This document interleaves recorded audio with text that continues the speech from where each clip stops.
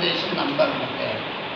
இப்போ இந்த K2Cr2O7 plus KiH2SO4 gives K2SO4 plus Cr2SO4 thrice plus I2 plus H2. இதுதான் நம்ம பேலன்ஸ் பண்ணணும் இல்லையா? இப்போ இதில் யாரும் நாம் நேற்று படித்தோம் இல்லையா, யார் ரியாக்ட் பண்ணுறாங்க. அப்போ ரியாக்டண்ட்டை செலக்ட் பண்ணணும். ஃபர்ஸ்ட் ரியாக்டன்ட் யார்? K2Cr2O7. K2Cr2O7.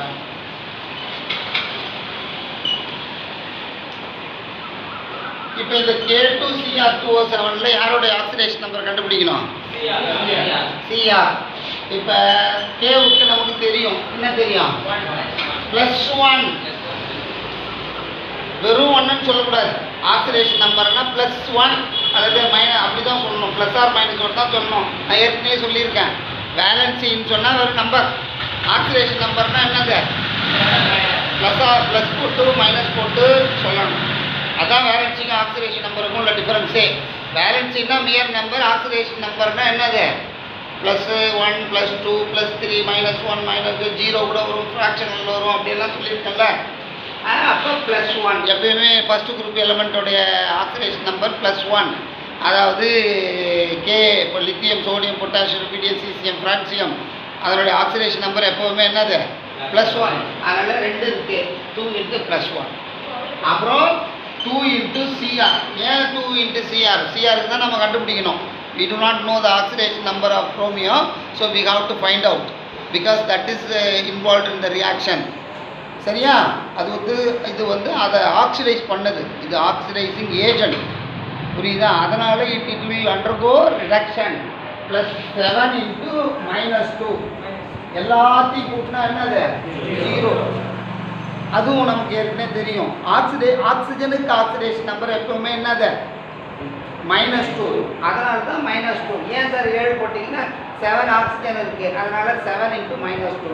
இப்போ வந்து +2 + 2Cr plus -14 is equal to 0. 2Cr is equal to +14 -2. அப்போ Cr is equal to +12/2, that is equal to +6. So the oxidation number of chromium in potassium dichromate, இதுக்கு பேர் potassium dichromate. K2Cr2O7னா potassium dichromate. இப்போ கூட அந்த நாராயணமூர்த்தின்ற ஒருத்தர் அங்கே அந்த லேபுக்கு இன்டர்வலில் வந்தான். அங்கே வந்து ஒவ்வொரு ரியேஜென்ட் பாட்டில் எடுத்திங்கன்னா சார் HNO3னா என்ன சார் அப்படின்னு கேட்டோம். அப்புறம் நாம் என்ன சொல்கிறோம்? HNO3னா நைட்ரிக் ஆசிட் அப்படின்னு சொல்லிக்கிறோம். NaOHனா என்ன சொல்கிறோம்? ஆர்வமாக சரியா? அந்த ரியேஜென்ட்ஸ் எல்லாம் இருக்குது இல்லையா? NaOHனா சோடியம் ஹைட்ராக்சைடு அப்படி கேட்குறோம். அதே போல் இப்போ நாம் புதுசாக ஒரு ரியேஜென்ட்டை நம்ம க்ராஸ் பண்ணுறோம் இல்லையா? K2Cr2O7. அப்போ K2Cr2O7னா என்னது? Potassium dichromate. அந்த பொட்டாசியம் டைக்ரோமேட் ஒரு ரெட் ஆரஞ்சு கிறிஸ்டல் லேபில் இருக்குது. இது வந்து ஒரு பெஸ்ட் ஆக்சிடைசிங் ஏஜென்ட். அப்போ அந்த குரோமியத்தோட ஆக்சிடேஷன் நம்பர் +6. ஒன்று தெரிஞ்சுக்கோ, ஒரு எலமெண்ட்டோடைய ஆக்சிடேஷன் நம்பர் அதிகமாக போக போக ஒரு காம்பவுண்டில் இருக்கிற ஒரு எலமெண்ட், ஒரு ஆட்டத்தோட ஆக்சிடேஷன் நம்பர் அதிகமாக போக போக அதனோட ஆக்சிடைசிங் கெப்பாசிட்டி, ஆக்சிடைசிங் பவர் அதிகமாக இருக்கும். It's a good oxidising agent. இப்போ பொட்டாசியம் பர்மாங்கனேட்டு கூட எடுத்துக்கோ. அதில் போட்டிங்கன்னா கால்குலேட் பண்ணிங்கன்னா KMnO4ல் இருக்கிற Mனோட ஆக்சிடேஷன் +7 வரும். அது அப்போ இதை விட இன்னும் பவர்ஃபுல் ஆக்சிடைசிங் ஏஜென்ட்னா நம்பர் ஆக்சிடேஷன் நம்பர் இன்க்ரீஸ் ஆக ஆக அதனுடைய oxidising capacity, oxidising ability increase ஆகும்னு அர்த்தம்.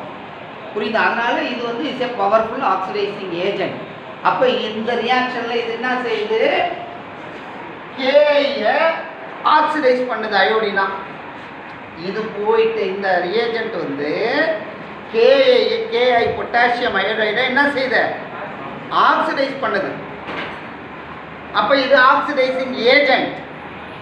அது வந்து என்ன ஆகுது? ஆக்சுவலாக அது வந்து இது போய் அதை ஆக்சிடைஸ் பண்ணுது. அப்போ இது ஆக்சிடைஸ் பண்ணுறதால இது ரியாக்ஷன் நடக்கும்பொழுது என்ன ஆகும்? ரெடியூஸ் ஆகும். இது ஆக்சிடைஸ் ஆகிறது, இது ரியாக்ஷன் நடக்கும்போது இது ரெடியூஸ் ஆகும். இந்த KI வந்து ஆக்சிடைஸ் ஆகும். அப்போ இந்த +6 ஆயிடுச்சா? இந்த +6 தான், இந்த குரோமியம் தான் ஆக்சிடைஸ் பண்ண பிறகு என்ன என்னவா மாறி இருக்குது? Cr2SO4 த்ரைஸா மாறி இருக்கு. இப்போ இப்போ நான் கவனிச்சிட்ட பிறகு give an example for oxidizing agent ன்னு சொன்னா சார் தெரியாது அப்படின்னு சொல்லக்கூடாது. give an example, give 2 example for oxidizing agent அப்படின்னு கேட்டால் என்ன சொல்லணும்? K2Cr2. அப்போ நேற்றுக்கு நாம் ரியாக்ஷன்லாம் நிறைய எழுதணும் இல்லையா? ஆக்சிடேஷனுக்கு ரியாக்ஷன்லாம் எழுதணும் இல்லையா? அப்போ அந்த மேலே ஓ போட்டு ஆக்சிடைசிங் ஏஜென்ட், வெறும் ஓ போட்டால் பத்தாது, அந்த இடத்துல என்ன ரியேஜென்ட் போடுறோன்னா அந்த இடத்துல அந்த அம்புக்குறி மேலே என்ன எழுதணும்? ஓ போடுறதுக்கு கூட என்ன பண்ணோம்? K2Cr2O7 அப்படின்னு எழுதணும். புரிஞ்சிச்சா? இப்போ இங்கே இருக்கிற குரோமியத்துக்கு ஆக்சிடேஷன் நம்பர் கண்டுபிடிக்கணும். ஏன்னா இந்த குரோமியம் தான் இந்த குரோமியமாக மாறி இருக்கு. அப்போ Cr2SO4 த்ரைஸ், Cr2SO4 த்ரைஸ் இருக்கு இல்லையா? இதில் இருக்கிற குரோமியத்துக்கு ஆக்சிடேஷன் நம்பர். இதில் இருக்கிற குரோமியம் இப்போ ஆக்சுவலாக என்னன்னா இந்த 3 இங்கே வரும், இந்த 2 அங்கே போகும். அந்த ஃபார்முலா எழுதும்போது அப்படி தான் எழுதுவோம். அப்போது Cr3+. அப்போ Cr ஆக்சிடேஷன் நம்பர் என்னது? 3+. இது பிரித்து அயனைஸ் ஆச்சுன்னா SO4 2-. So the oxidation number of chromium in Cr2SO4 thrice is +3. புரிஞ்சுட்டா? இது என்ன செய்யணும்னா இப்போ இங்கே இருக்கிற Cr ஆக்சிடேஷன் நம்பர் கண்டுபிடிச்சோமா, அந்த compound after oxidation it has reduce to Cr2SO4 thrice. அங்கே இருக்கிற Cr இங்கே இதுவாக மாறிடுச்சு. அங்கே +6 இருந்த Cr இங்கே +3 மாறிடுது. அது ஆக்சிடேஷனை நடத்திட்டு இப்படி ஆயிடுச்சு. எப்படி இருந்தனா அப்படி வந்துட்டான்றாப்புல அந்த K2Cr2O7 ஆக்சிடேஷனை நடத்தின பிறகு Cr2SO4 த்ரைஸாக மாறிடுது. அப்போ அதில் இருக்கிற குரோமியம் +3 இருக்குது. இப்போ நீங்களே சொல்லலாம், என்ன சொல்லலாம்? இங்கே நம்பர் ஆக்சிடேஷன் நம்பர் என்ன ஆயிருக்கு? டிக்ரீஸ் ஆகிருக்கு இல்லையா? அந்த டிக்ரீஸ் ஆகிறதால டிக்ரீஸ் இன் ஆக்சிடேஷன் நம்பர் நம்ம என்னன்னு சொல்கிறோம்? ரிடக்ஷன் அப்படின்னு சொல்கிறோம். ரிடக்ஷன். அப்போ திஸ் இஸ் ரிடக்ஷன் ப்ராசஸ். எத்தனை electron is involve? How many electrons are involve in the reduction? 3 electrons are involved in the reduction. அப்போ 3 electrons. ரிடக்ஷன்னா என்ன? Gain of electrons. அப்போ கெயின் ஆஃப் எலக்ட்ரான்ஸ்னா ப்ளஸ் அப்படின்னு போட்டு முடிச்சிட்டோம். இவ்வளோ விஷயத்தை நம்ம சுருக்கமாக அந்த ஈக்குவேஷனில் சிம்பாலிக்காக சொல்கிறோம், சயின்டிஃபிக்காக புரிஞ்சுட்டு. இப்போ அப்போ நான் நேற்றுக்கே சொன்னேன் உங்களுக்கு, எந்த ஒரு ரிடாக்ஸ் ரியாக்ஷன்லையும் ஆக்சிடேஷன் தனியாக நடக்காது, ரிடக்ஷன் தனியாக நடக்காது. ஆக்சிடேஷனும் ரிடக்ஷனும் என்னது சேர்ந்து தான் நடக்கும். Oxidation reduction are going hand in hand. They takes place simultaneously in a single reaction. ஒரு ரிடாக்ஸ் ரியாக்ஷனில் 2 ரியாக்ஷன் இருக்கும். ஒன்று ஆக்சிடேஷன் ப்ராசஸ்ஸு, இன்னொன்று என்னது reduction process. Oxidation process, reduction process 2 இருக்கும். இப்போ நம்ம ஆக்சிடேஷன் ப்ராசஸை எழுதி முடிச்சாச்சு. இப்போ இன்னொரு ஆள் KI. இப்போ KI எடுத்துக்கிட்டோன்னு வச்சுக்கோ, பொட்டாசியம் அயோடைடு. இதுவும் லேபில் இருக்குது, நம்ம செய்வோம். இது யூஸ் பண்ணி எக்ஸ்பெரிமெண்ட்டு. KI இருக்குது. இப்போ இதில் இருக்கிற அயோடினோட ஆக்சிடேஷன் நம்பரை கண்டுபிடிக்கணும். அதனால் Kவுக்கு +1 நமக்கு தெரியும். எப்படி சார் தெரியும்? ஃபஸ்ட்டு குரூப்பில் இருக்குது. ஃபஸ்ட்டு குரூப்பில் இருக்கிற hydrogen, lithium, sodium, potassium, rubidium, caesium, francium இது எல்லாத்துக்குமே எப்போவுமே என்னது +1 மாறவே மாறாது. ஹைட்ரோஜனுக்கு வேணால் ஹைட்ரைட்ஸில் மாறும். +1க்கு பதிலாக -1 வரும். எக்ஸப்ஷன் அது. பட் யூஸ்வலி ஹைட்ரோஜனுக்கு +1. பட் இங்கே லித்தியம், சோடியம், பொட்டாசியம், ருபீடியம், சீசியத்துக்கு no exception at all. It always takes +1 oxidation step தான் எப்போவுமே. அதுக்கு எக்ஸப்ஷனே கிடையாது அந்த குரூப்பில் இருக்கிறவங்களுக்கு. ஆல்வேஸ் +1. அதனால் +1. we do not know the oxidation number of iodine. அப்போ sum of the oxidation number of all the atoms in that compound is equal to 0. அப்போ I is equal to என்ன ஆயிடுச்சு? -1. so the oxidation number of iodine is என்னது? -1. இந்த இடத்துல -1 எழுது. இப்போ அதே இந்த அயோடின் தான், நல்லா கவனிங்க, இந்த அயோடின் தான் இப்படி மாறி இருக்கு. அப்போ இந்த இங்க இருக்கிற I2 ஆக்சிடேஷன் நம்பர் 0.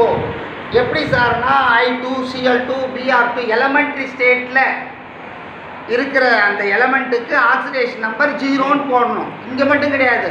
இப்போ எங்கேயாவது ஒரு ஈக்குவேஷனில் Cl2ன்னு வருது 0, வெறுமனே அட்டாமிக் ஸ்டேட்டில் சோடியம்னு வருது 0, மெக்னீஷியம்னு வருது. இது போல் அது ஒரு ரூலு. அப்போ ஐடினுக்கு வந்து 0. அப்போ இங்கே கவனி -1 வந்து என்ன இருக்குது, ரியாக்ஷன் நடந்து 0வாக மாறி இருக்கு. அப்போ நம்பர் இன்க்ரீஸ் ஆகிருக்கா டிக்ரீஸ் ஆகிருக்கா? நம்பர் வந்து -1ன்றது சின்ன நம்பர், 0ன்றது என்னது பெரிய நம்பர். அப்போ ஆக்சிடேஷன் நம்பர் வந்து இன்க்ரீஸ் ஆகிருக்கு. ஆக்சிடேஷன் நம்பர் இன்க்ரீஸ் ஆகுதுன்னா என்ன? ஆக்சிடேஷன் டெஃபினேஷன் வந்து நம்ம படிச்சிருக்கிறோம். அதுக்கு முந்தின ஆக்சிடேஷன் நம்பர் இன்க்ரீஸ் ஆச்சுன்னா ஆக்சிடேஷன். அப்போ இந்த process the conversion of potassium iodide to I2 is an oxidation process. Oxidation ஆக்சிடேஷன்னா என்ன மீனிங்? Loss of electron. இந்த டிஃபரன்ஸ் எத்தனைன்னு பாரு. 1க்கும் 0க்கும் இடையில என்ன இருக்கு? 1. அப்போ there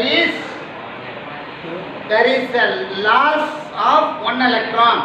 ஒரு எலக்ட்ரான் வந்து என்ன இருக்குது, இழந்து இருக்கு. அதனால அது ஆக்சிடேஷன் லூஸ் பண்ணியிருக்கு. அதனால -1. அப்போ -1 எலக்ட்ரான் போட்டது. இது வரை நல்லா புரிஞ்சுடுதா? இப்போ நாம் யாருக்கும் இடையில இந்த ரியாக்ஷன் நடக்குதுன்னு கேட்டிங்கன்னா, பொட்டாசியம் டைகுரோமேட்டுக்கும் இது பொட்டாசியம் டைகுரோமேட் ரெட் ஆரஞ்சு கிறிஸ்டல். அதே போல் இது வந்து பொட்டாசியம் அயோடைடு. இது ரெண்டுத்துக்கும் இடையில வினை நடக்குது. என்ன வினை நடக்குது? ஆக்சிடேஷன் ரிடக்ஷன் ரியாக்ஷன் நடக்குது, ரிடாக்ஸ் ரியாக்ஷன் நடக்குது. இதில் பொட்டாசியம் டைகுரோமேட் வந்து ஆக்சிடைசிங் ஏஜென்ட்டாக செயல்படுது. அது எப்படி தெரியும் அப்படி? இது வந்து பொட்டாசியம் அயோடைடு ஐடினா ஆக்சிடைஸ் பண்ணுது. எப்படி தெரியும்? ரியாக்ஷன் நடக்கும்பொழுது பொட்டாசியம் டைகுரோமேட் வந்து அதுவே என்ன ஆகுது, ரெடியூஸ் ஆகிடுது. அது எப்படி தெரியும்? +6 +3 மாறிடுது. அதனால இந்த potassium dichromate is oxidising potassium iodide by itself undergoing reduction. அது தன்னை தியாகம் பண்ணி பொட்டாசியம் அயோடைடு என்ன ஆகுது, ஆக்சிடேஷன் ரியாக்ஷன் நடத்திருக்கு.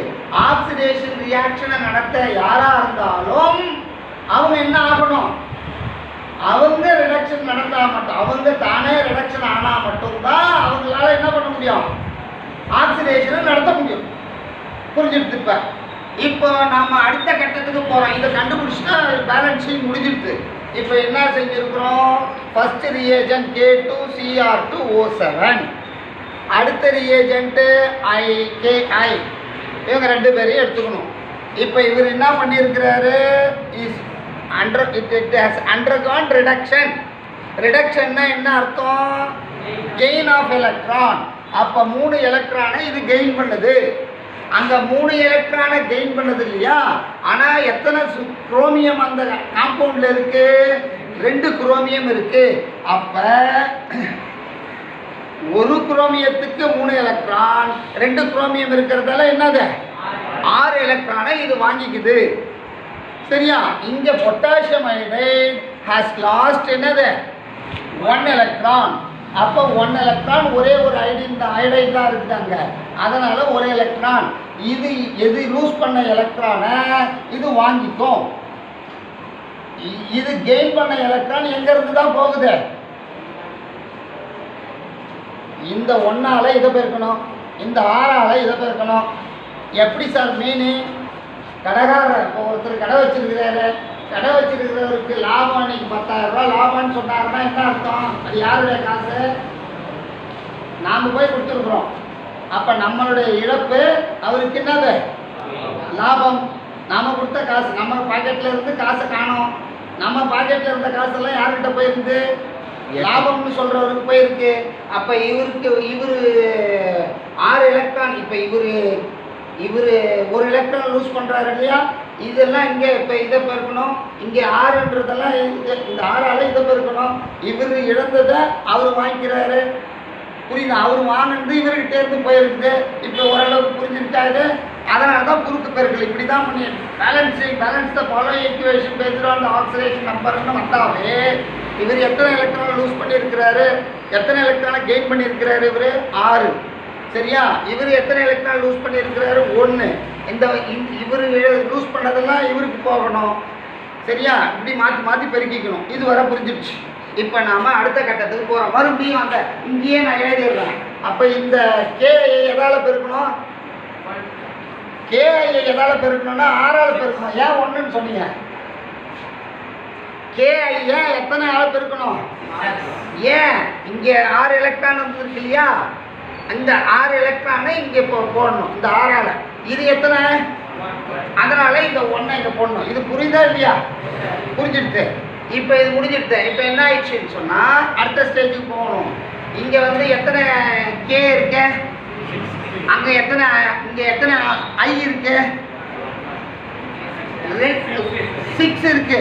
அப்போ இந்த சைடு வந்து 6ஆக மாற்றணும். அப்போ என்ன பண்ணணும்? இங்கே 3 போடணும். அப்போ 3 போட்டாச்சு. ஐடியில் என்ன ஆயிடுச்சு?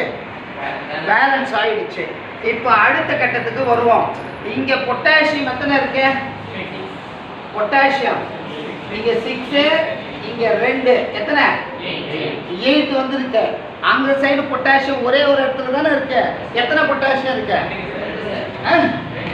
2 இருக்கு. அப்போ 4 போடணும். 4 போட்டாச்சு. இப்போ என்னாச்சு பாரு. இப்போ பொட்டாசியம் இந்த சைடு 4, 2, 8. இந்த சைடு எத்தனை வந்துருச்சு?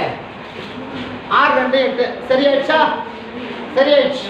இப்போ அதுக்கு அடுத்த கட்டத்துக்கு வரோம். இங்கே வந்து சல்ஃபர் எத்தனை இடத்துல இருக்குது பாரு. சல்ஃபர் ஒரே ஒரு இடத்துல இருக்கா? ஹைட்ரஜன் இங்கே எத்தனை ஹைட்ரஜன் இருக்கு? அந்த சைடு ஹைட்ரஜன் 2 தான் இருக்கு. ஆனால் சல்ஃபர் அந்த சைடு எத்தனை இருக்கு பாரு. இப்போ சாதாரண ஈக்குவேஷன் பேலன்ஸ் பண்ணுறாங்களோ போடணும். இப்போ பொட்டாசியத்தை நாம் பேலன்ஸ் பண்ணிட்டோமா? பொட்டாசியத்துக்கு பண்ணியாச்சு.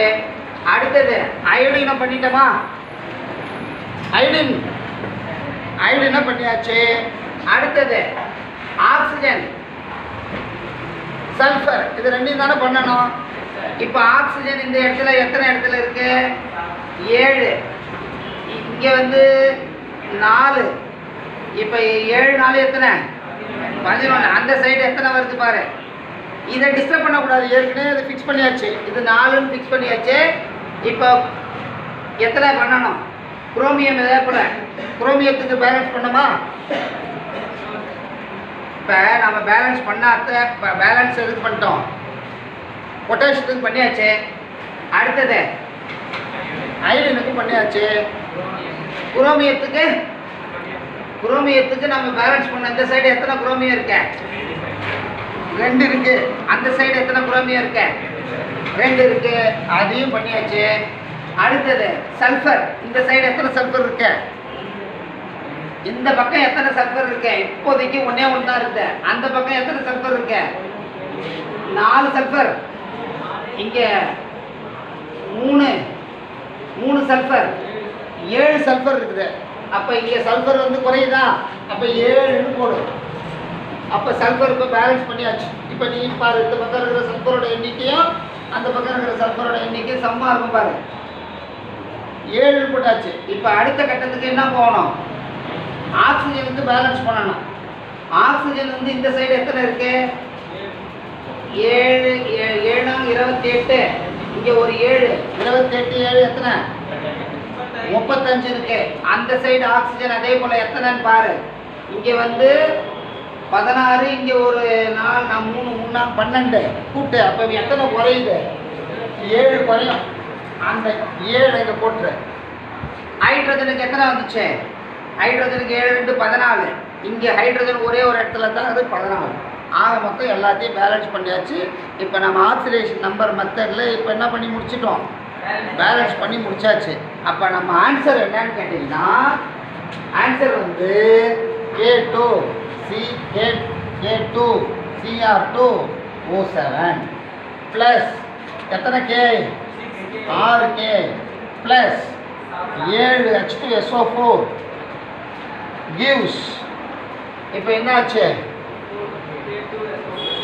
4K2SO4 plus Cr2SO4 thrice plus I2 எத்தனை I2 3I2 ப்ளஸ் 7H2O அவ்வளோதானே அவ்வளோதான் முடிச்சாச்சு இதான் ஆன்சர் இப்போ என்ன மீனிங்னு சொன்னால் மறுபடியும் ஒரு முறை சொல்லிடுறேன் இப்போ இங்கேயே வச்சுட்டு சொல்லிடுறேன் இதுக்கு என்ன அர்த்தம்னு கேட்டிங்கன்னா பொட்டாசியம் டைகுரோமேட்டு பொட்டாசியம் ஐடைடை ஆக்சிடைஸ் பண்ணியிருக்கு பொட்டாசியம் டைகுரோமேட்டு பொட்டாசியம் ஐடைடை அயோடினா ஆக்சிடைஸ் பண்ணியிருக்குது அந்த ஆக்சிடேஷன் நடத்தின பிறகு பொட்டாசியம் டைகுரோமேட்டு தானே என்ன இருக்கு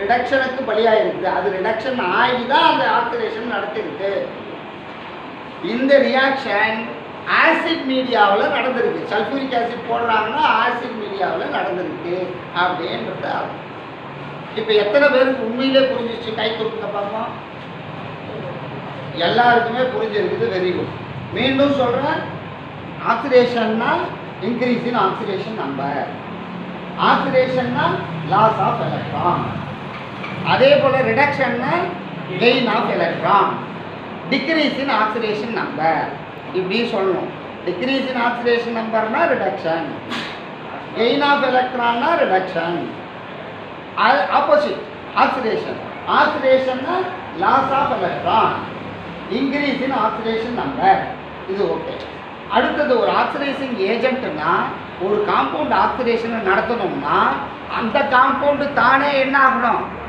ரிடக்ஷன் ஆகணும் ஒரு காம்பவுண்டு வந்து அதே போல் மாற்றி ஒரு காம்பவுண்ட் ஆக்சிடேஷன் ஆகணும்னா அந்த காம்பவுண்ட் என்ன ஆகணும் ரிடக்ஷன் ஆகணும் அதே போல் ஒரு காம்பவுண்ட் ரெடியூஸ் ஆகணும்னா அந்த காம்பவுண்ட் என்ன ஆகணும் தானே ஆக்சிடேஷன் ஆகணும் இந்த கான்செப்டெல்லாம் மனசில் வச்சுக்கிட்டு நேற்றுக்கும் நம்ம இதே போல் ஒரு கணக்கு போட்டோம் இல்லையா அதே போல் புதுசாக எடுத்து ஒர்க் அவுட் பண்ணி பார்க்கணும் சரியா தேங்க்யூ